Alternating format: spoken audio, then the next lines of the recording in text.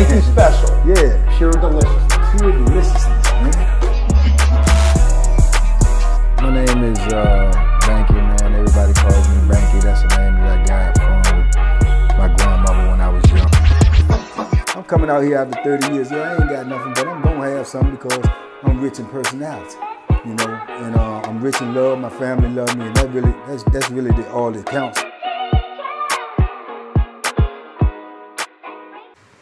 Shout out to everybody out there on Team Banky Pound, man. I appreciate the love.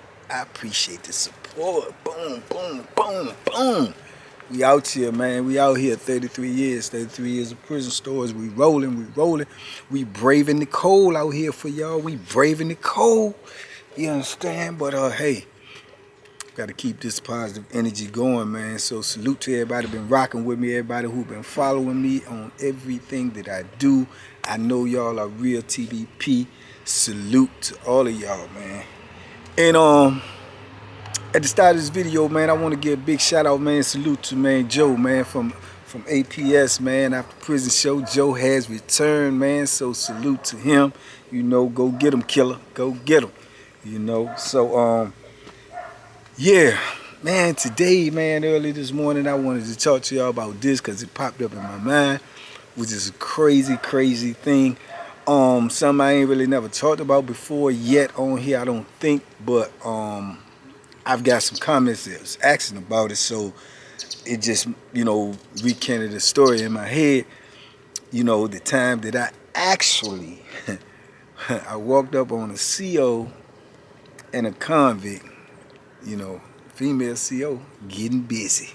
You know what I'm saying? They was doing their thing, man, and all of a sudden I popped up and was like, whoa, you know? And yeah, that created a whole situation, man. And what I mean by a whole situation is that, you know, that alone in prison, just walking up on something can put you in a crazy predicament, because it could potentially be a beef. You know, it could potentially be, you know, trouble for you, you know, coming from the CON. It could be a lot of different things that can happen when something like that happens, because, you know, they're gonna wonder what you're gonna say or who you're gonna say something to.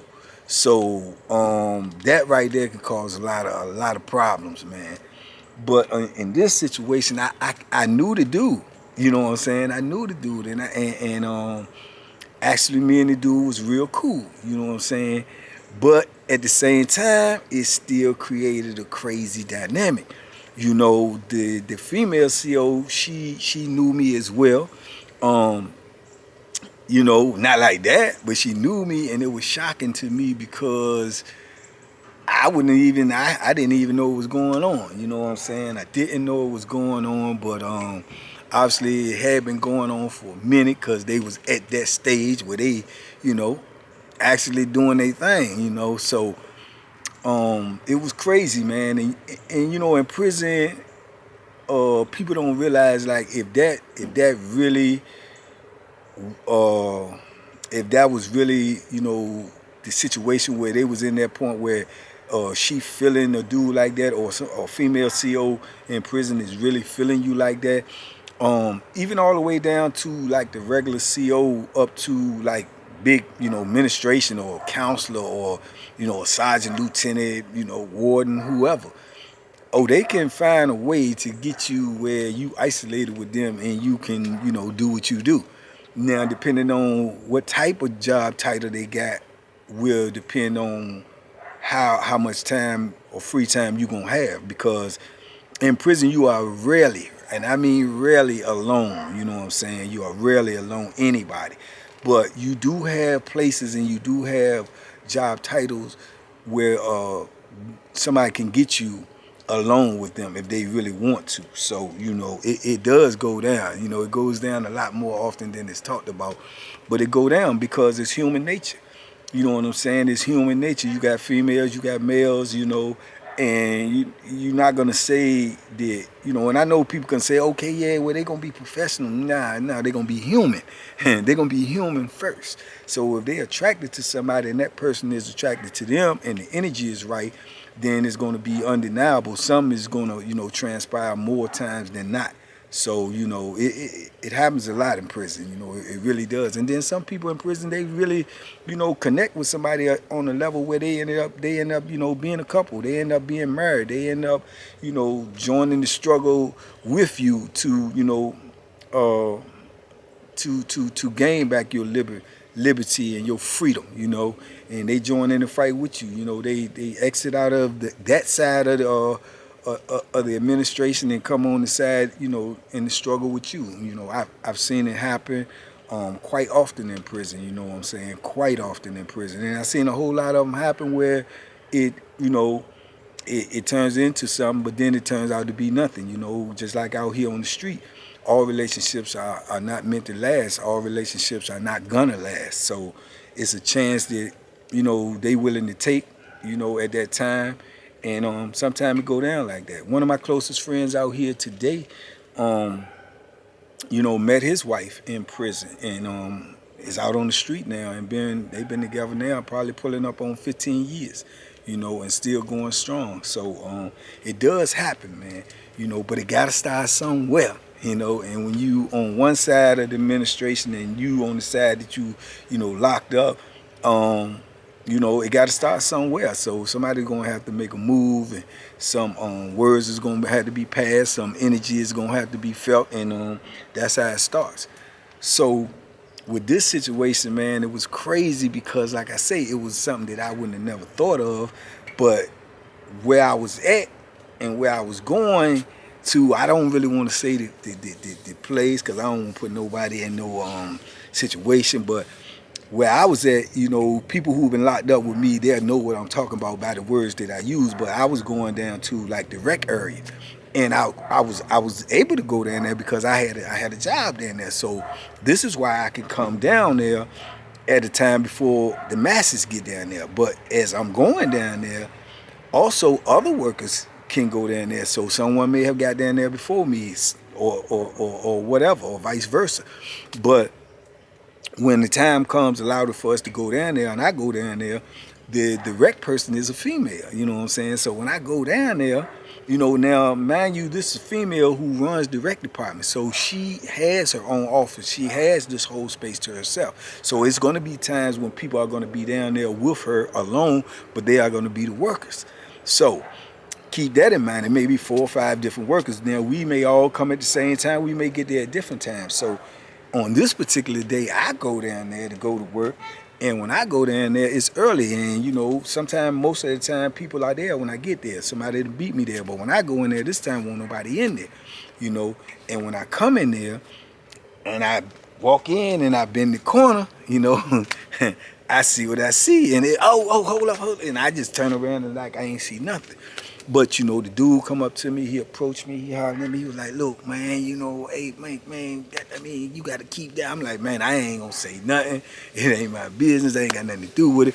But then she is so nervous and she's scared because she don't know what I'm going to do or what I'm not going to do. But one thing I know I'm not going to do, and anybody who was locked up in the convicts know what I'm not going to do, is tell it. I'm not going to do that. You know what I'm saying? I don't care what I see or what goes on. That's not my problem. You know what I'm saying? I'm not going to tell nothing that ain't in my character, that ain't in my DNA. So that part was secure with him, but unsecure with her. So she didn't know how I was going to react or what I was going to do, how it was going to be when she around me, you know, from that point on, knowing that I know what I know, you know, so it was just crazy. Now, oddly enough, it scared me. It scared me because now, with her not knowing what I might do, I felt like I was at risk with her because, you know, she's in the power position. You know what I'm saying? She could turn around and find some type of way. I wasn't really worried about the firing part. It ain't like we getting paid no whole lot of money, but she could find a way to put me in the cross and get me on about the compound because she know I know this information. So I'm talking to him. He trying to assure me, you know, don't worry about it. Whoa, I got this, got that, this, da. And I'm like, man, this is crazy. So then the situation get even crazier because now she's so nervous and so paranoid about it. She's offering to, service me just to keep my mouth closed. You know what I'm saying? So I'm like, what? What? But it was crazy now, and I'm not gonna sit up here and pull y'all leg. Was that tempting to me? Yeah, you know what I'm saying? Cause I'm locked up. You know what I'm saying? That's what we missing that. We missing that female companionship. We missing those type of relations and whatnot. Because of the situation that we in.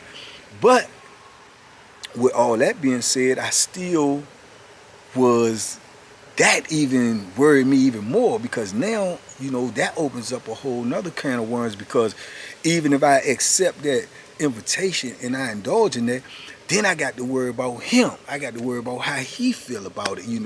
He's only letting me know that because this is what she want him to do, but is this what he want me to do? Because I'm quite sure, without a shadow of a doubt, his emotions and his feelings is involved because of the situation. Because like I say, when you starving and it's the only food you got on your plate, then you don't want nobody else eating off of your plate. You know what I'm saying? So, but from her perspective, she's looking at her livelihood, she's looking at her job, and she's looking at, feeding her family or whatever. So she's willing to do this, telling him that it don't mean nothing, but it's just so I could be, as guilty as them, so I won't tell nothing. You see what I'm saying?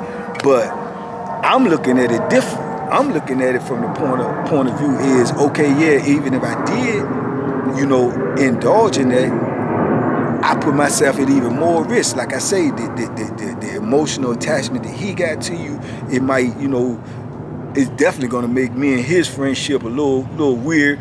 And then what if you know what I'm saying, I can't trust you. What if you turn around and say that I made advances on you, or say that I did something wrong, and then I'm in more trouble than, I could even think about. So, you know what I'm saying? So that's the position that I was in. And I was like, when he's telling me, and I'm reading his body language, I'm reading his facial expressions, like, man, yeah, she willing to go ahead on, you know what I'm saying, like, and do something with you, man, but, she just want to know that you ain't going to say nothing. I done told her you ain't going to say nothing to nobody, but she just saying that, boom, she know you cool, you been down here, you work down here, da, but, you know what I'm saying, she said she'll go ahead on, and, you know what I'm saying, that, and I'm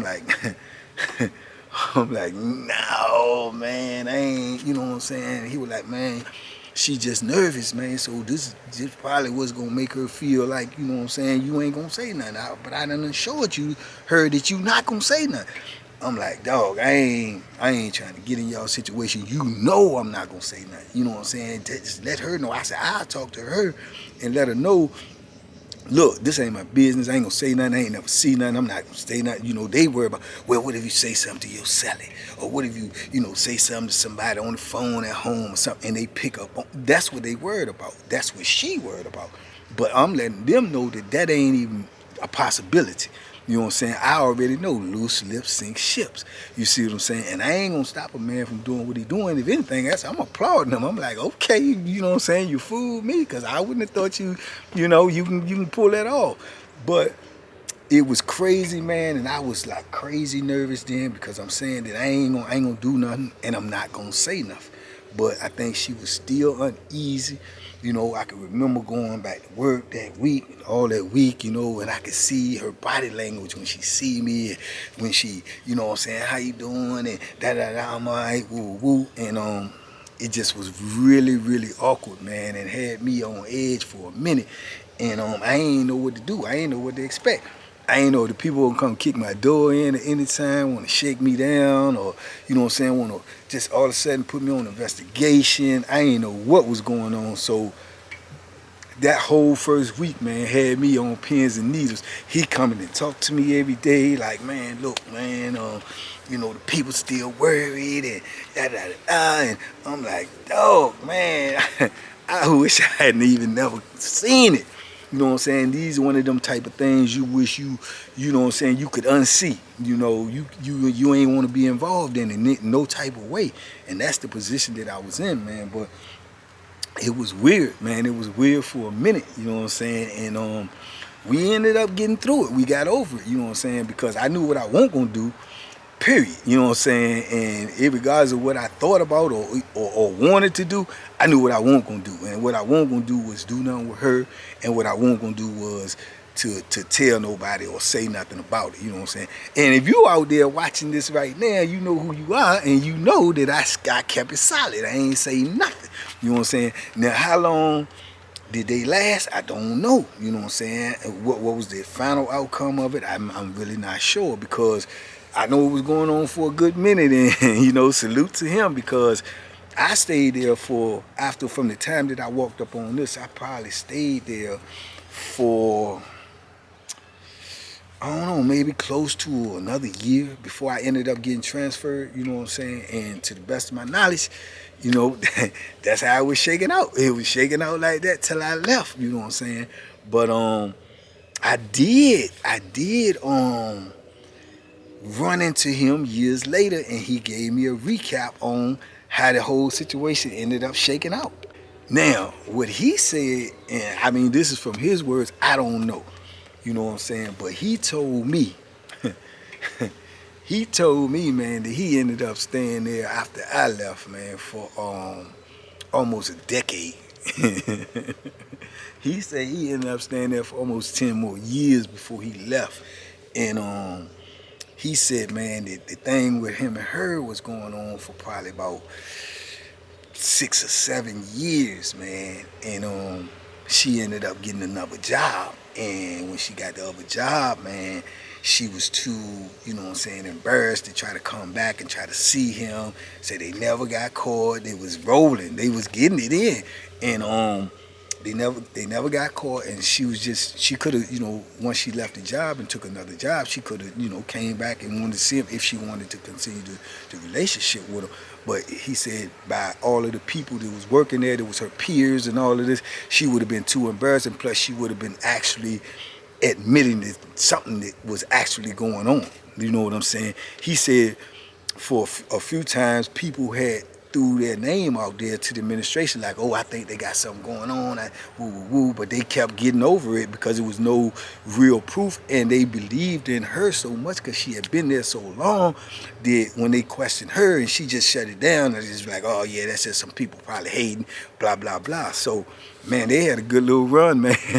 They had a good little run, man, doing what they do, man. So salute to him. But he was like, man, he was telling me like, yeah, he really was hurt when she left, and he said he kept doing his best to try to get off the compound and go somewhere else in hopes that she might come see him or whatnot. And took him three more years or so to get off of there. And when he got off of there, man, he couldn't get in contact with her, blah blah blah. But he was like, yeah, he really did, you know, he had fell in love with her, and which is expected, you know what I'm saying. And it just hurt him, and he was messed up about it. But he kept saying that when he get out, he was gonna look her up and this, that, and the third. But you know, I don't know. I ain't seen him since I've been out. I heard he's out and doing well. So, you know, hopefully, man, he see this, he might get in contact with me. I would like to know how the story ended myself, you know what I'm saying?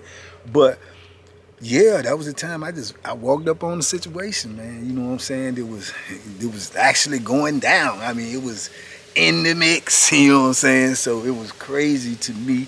But over the years, man, I've had a couple of little incidents like that. That one being the most graphic, where you actually knew what was going on. Some other ones I have seen or walked up on, and the nervousness and the movement, you knew something was happening, but to actually see it, yeah, this was when I actually seen it. You know what I'm saying? So it was crazy, and just like I said, even thinking back to it now, when he told me, when I ran into him years later, and he told me that, you know what I'm saying, that he, you know what I'm saying, was in love with her and all that. See, that's where I knew that my intuition was on point, because had I did something with her just to, secure my silence, from her, standpoint, I knew he would have been, messed up about that, and that would have created something between me and him. So that's why I didn't even want no parts of it. You know what I'm saying?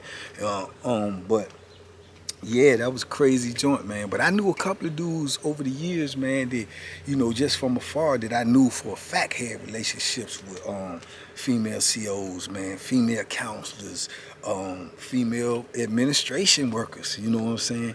And carried them on for a long time. I know dudes who actually got kids by female officers, man.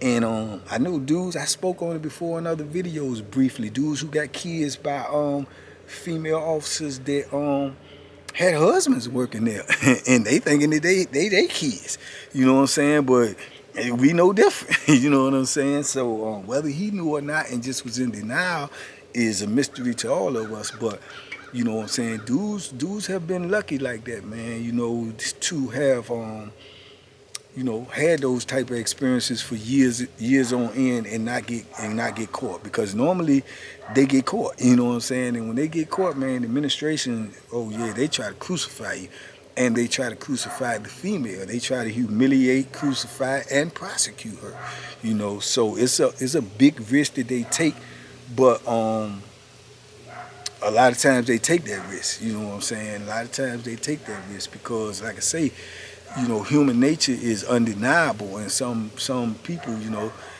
I think I read a piece of philosophy one time. I'm not sure what philosopher said it, but maybe it was Francis Bacon. I'm not sure, but I know it said women and the men they choose will forever be a mystery to the world.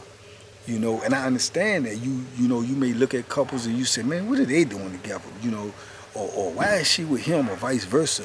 But you know, human attraction is, you know, something that no person can put their finger on. There's no you know, rhyme or reason for that. Why someone likes someone else is just their own, you know, their own attraction. So I feel like it's no different in prison. You know what I'm saying? If you're attracted to somebody, you're attracted to them, whether they work there and you're on the other side or vice versa. So, you know, that's just how it go. But I've definitely known some dudes over the years, man, who had a lot of success in that area. You know, me myself, I think I probably blew more opportunities than I actually responded to. You know, based upon the fact that I knew the risks. You know what I'm saying? I knew the risk that was involved in it versus the success rate. And when you're in prison, man, from my standpoint, your main objective is to survive. You know what I'm saying? Now, that is top on your priority list that you do want. You want to be with a woman. You know what I'm saying? There's no ands, ifs, or buts about that. But at the same time, what comes with it and the success rate of it and what you're going to have to go through when you run into failure in that situation is just a lot, man. It's a lot. Man, they're going to drag you, man. They're going to put you in the hole. They're going to send you from here to there. You definitely going up off of that institution. That's a fact. And there ain't no telling where you might land at, because there's any available spot that they're going to put you on when they ship you off there, because it's not going to be an emergency transfer. So you can leave a 3 and end up at Red Onion somewhere, you know what I'm saying, for the next decade.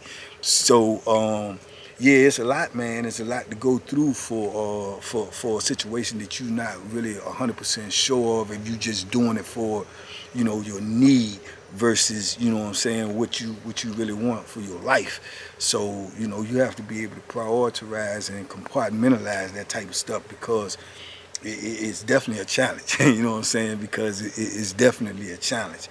But yeah, man. So I known dudes that went through it, man, and got dragged, and then they're gonna put a tag on your name. It's gonna be in your file, man, that you a manipulator of correctional officers. So you're gonna be watched. You know what I'm saying? That tag is gonna go to you where you follow to another institution. It's gonna be in your record. Your counselor gonna read it. She may share it with the administration. So it's like, you know, you branding yourself.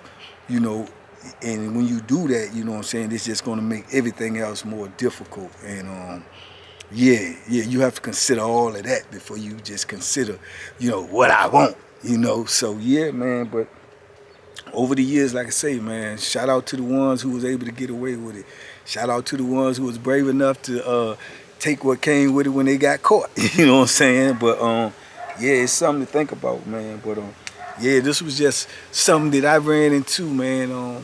Not by choice, but you know, it just happened. You know what I'm saying? And I'm glad that it worked out the way it did for me, where I didn't, you know what I'm saying, get in any trouble myself for something that basically had nothing to do with me, just for me being in the wrong place at the wrong time. But it was actually where I was supposed to be at that time. You know what I'm saying? So I don't know if they was just getting it in before I got there and all the time, or he was just getting there a little bit earlier and handling his business, and I might have just kept on missing it, and everybody else that worked with me then, they just kept on missing it until all of a sudden, here I come one day just a little bit too early, and whoop. So, you know, crazy situation, man, but that's what happens in prison, man, and I'm quite sure it happens all over the world, man, so, in all prisons. So, salute to the dudes that's getting away, man. Salute to the dudes that's, you know, making it happen under the harshest of circumstances, man. But yeah, man, I just wanted to drop that story on y'all, man. I hope it was something that, you know, y'all, you know, got a little insight on, you know, the things that goes on the infrastructure of them prisons, man, because I know there's a lot that goes on in there that y'all wonder about. There's a lot that goes on in there where a lot of people will always wonder about, because very few people will be able to come out here and tell what actually happens on the inside of that for one reason or another. But, you know, like I say, it's a blessing in every lesson, man, you know, and the blessing is that, you know, that brother did not get in trouble for that, and I'm quite sure that was a major experience for him in his life at that time, man, and I'm quite sure it brought him a whole lot of solace in a world of chaos and confusion. I'm quite sure it kept him from getting in trouble, because he was definitely the dude that was a shaker and a baker, and if you got something like that going on, you can rest assured trouble is going to be the last thing that you're looking for. So you're going to avoid that at all costs, because if you get locked up, you ain't no telling what might happen. You might get shipped. You might not come back out. You might not be in that position. You ain't going to have that job no more. So that will also keep you in line, you know, when you actually got something going on that you really care about and that you really trying to keep going on. It will keep you away from a lot of foolishness. So, yeah, so the blessing is, man, he came through it. He probably grew from it. He learned from it, most definitely. And he ain't get in trouble, and neither did she. She didn't lose her job, man. You know, and she moved on to other things. But, yeah, man, like I say, it goes down. It goes down in the penitentiary as well. But I just wanted to share that with y'all, man. I wanted to drop that on y'all. It's cold as the dickens out here. I'm going to get from up out here, man. But I appreciate y'all, each and every one of y'all, TBP Nation, man. Y'all keep on rocking with me. I'm going to keep coming back. I'm going to keep on pushing this content out there for y'all. Come rain, snow, sleet, or shine. Yeah, I'm dropping them on y'all. I'm coming every day because y'all are waiting. So if y'all are waiting, I'm going to show up and try to give you what y'all need, because I want this message to get out there to somebody who need to hear it. If it's you or if it's somebody you know. So share these videos, share this information, you know, let these people be aware so they can make a choice. If this the type of life you want to live, or is the one out here for you, no matter how hard and no matter how difficult it is, still it sounds a little bit better than this over here. You know what I'm saying? This is what I want you to do. Make this type of decision, man. Make the best decision. Like I always say, be safe, be smart, and make good decisions. And I think any decision that you make to stay out here in the free world will always be the best decision, you know, because it ain't nothing nice over there, man. And that's the whole point of the whole movement. So y'all keep on rocking with me, man. We're going to keep on pushing this content out there. And I work hard for y'all because it's worth it. You understand me? So till the next time I see y'all in 24 hours, man, y'all be safe, be smart, make good decisions, man, and duck them hooks, man. Boom, boom, boom, boom, boom, boom, boom. They out there, man. They out there. But we out here too. And we ain't gonna stop, can't stop. Boom.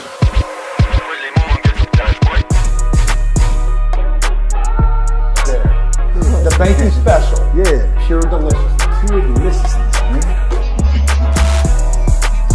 My name is Banky, man. Everybody calls me Banky. That's the name that I got from my grandmother when I was young. I'm coming out here after 30 years. Yeah, I ain't got nothing, but I'm gonna have something because I'm rich in personality, you know, and I'm rich in love. My family love me, and that's really all that counts.